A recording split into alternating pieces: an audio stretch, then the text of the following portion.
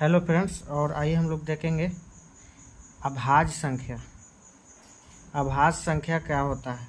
तो जिनका केवल दो गुणनखंड है उसे हम अभाज्य संख्या कहते हैं।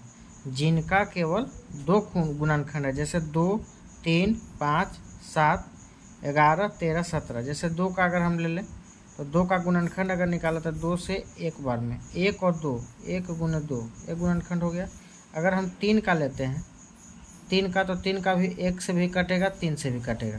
तो जिनका केवल दो गुणनखंड हो उसे हम अभाज्य संख्या कहते हैं। अब आते हैं संयुक्त संख्या। संयुक्त संख्या क्या है?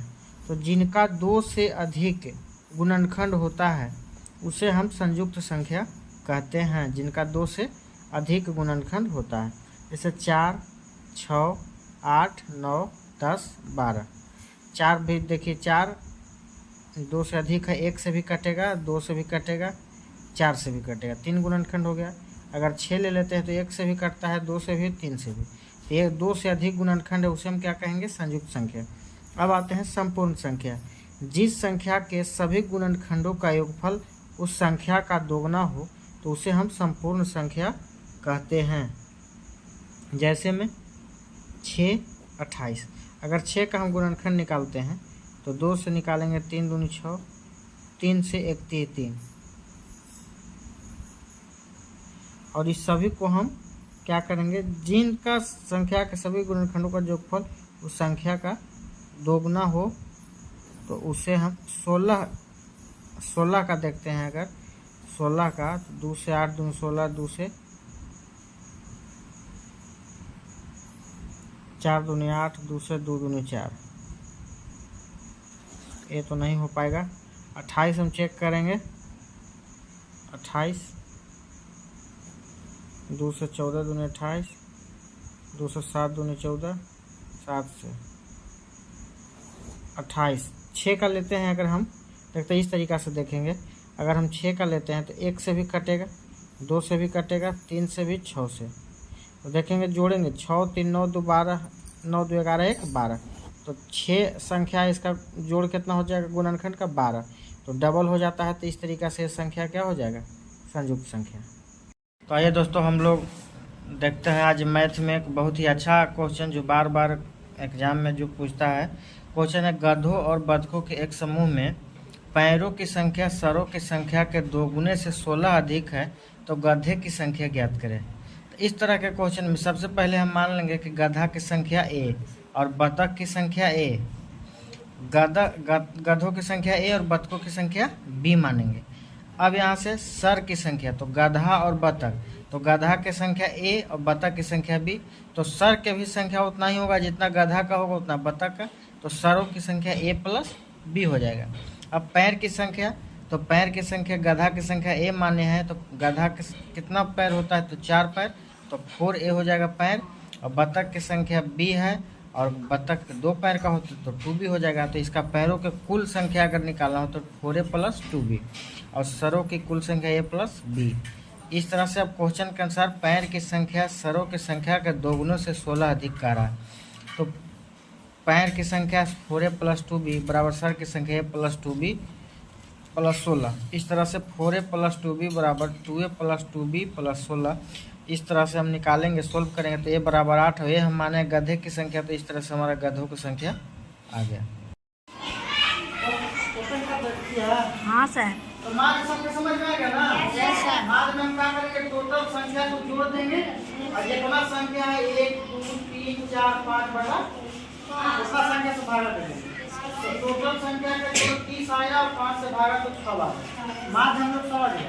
अब हम समझते हैं माध्य।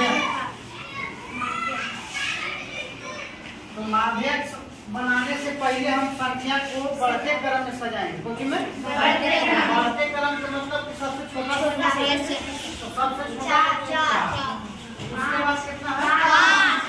उसके बाद 6, 7, 8। अब हम सजा दिए। अब हम संख्या गिनेंगे। क्या संख्या है? 5 सब है कि विषम? तो विषम संख्या अगर रहे तो माध्य का फॉर्मूला कितना हो जाएगा? n + 1/2 फॉर्मूला पर फार्मूला से पर एक बार देख लो, देखो फार्मूला से पर देखो ना, अगर विषम रहे तो n + 1/2, तो विषम है तो विषम टोटल संख्या कितना है 5, n की जगह कितना रखेंगे 5 + 1/2, यानी कितना गया 3, 6/2 3, तो तीसरा संख्या कितना है 6, माध्य कितना गया 6, और ऐसे भी बिना फार्मूला के देखेंगे तो टोटल क्या है 5, तो बीचों बीच देखेंगे, माध्यक माने बीच होता है, माध्यक माने बीच, ये पांचों में बीचों बीच कौन है 6 आंसर डायरेक्ट, ये डायरेक्ट आंसर हो गया। सम संख्या रहे तो 2 को बीच की संख्या होता है बीचों बीच, अब विषम रहे तो 1। अब निकालेंगे बहुलक, बहुलक तो निकालना सबसे आसान है। बहुलक में देखो कौन संख्या सबसे ज्यादा बार आया है, एक में बताओ कौन संख्या सबसे ज्यादा बार आया है, सब संख्या एक बार आया है, इसका मतलब कि सब आंसर हो जाएगा, 5 आंसर हो जाएगा, 7 होगा, 6 होगा, 8 होगा, 4 होगा, है ना।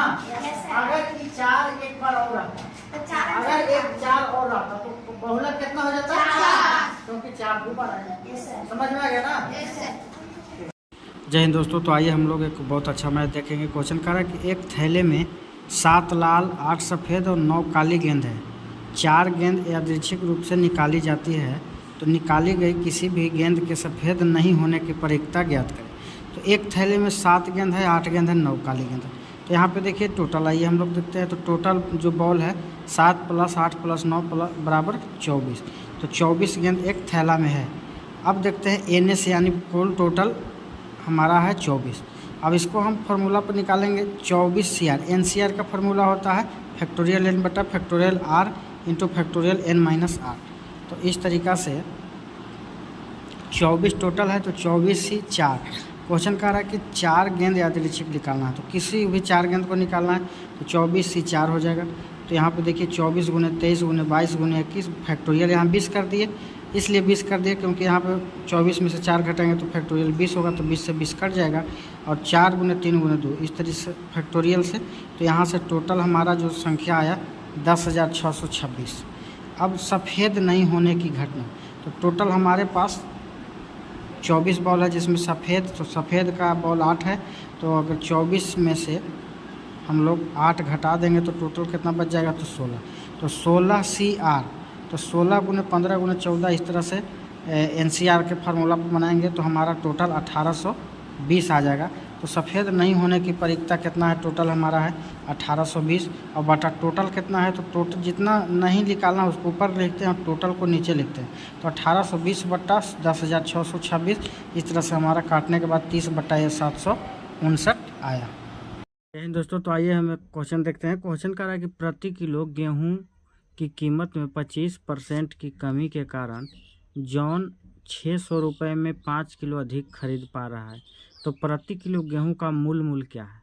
तो प्रति किलो गेहूं की कीमत में 25% की कमी, तो 25% का मतलब हुआ 25/100, 25 चौके 100, 4 से 3, यानी 4 था पहले, अब हो गया 3। अब कमी के कारण 600 रुपया में 5 किलो अधिक, ये दोनों का कितना अधिक है, 1 के बराबर कितना दिया हुआ है, 1 का बराबर 5 है, तो 4 का मतलब 4 × 5 यानी 20, और इसका हो जाएगा 3 × 5 = 15। अब कह रहा है कि मूल्य क्या है, तो मूल्य क्या है, तो मूल्य निकालना है, तो मूल्य कितना है 20, दिया कितना है 600 रुपया, तो 600/20 यानी 30 रुपये प्रति केजी आंसर हो जाएगा। तो आइए हम लोग एक मैथ देखते हैं। क्वेश्चन कर रहा है कि एक व्यक्ति अपनी सामान्य गति से 11/18 चलकर अपने कार्यालय सामान्य समय से 21 मिनट देरी से पहुंचता है, तो देरी होने पर घंटों में यात्रा का समय क्या होगा।